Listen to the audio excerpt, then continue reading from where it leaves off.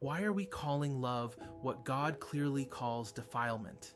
If that stirred something, follow this page, drop a comment if you felt that tension, and like this if you're hungry for truth even when it cuts deep.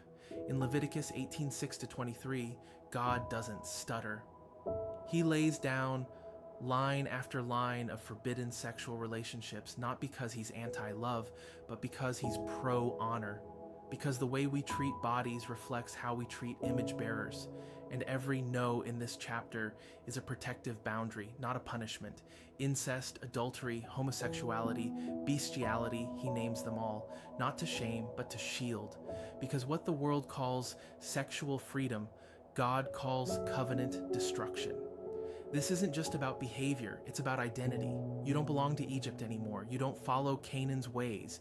You are set apart. The culture says, if it feels right, it is right. God says, if it breaks covenant, it breaks you. Holiness will never be popular, but it will always be worth it. Because God's boundaries aren't prison bars, they're guardrails that keep your purpose from crashing off the cliff. This isn't about hate, it's about healing. So if you've been tangled up in what he calls unclean, hear this. There's mercy, there's redemption, but there's also repentance. You don't get resurrection without surrender. So tell me, what lies has culture tried to sell you about love? Let's talk in the comments.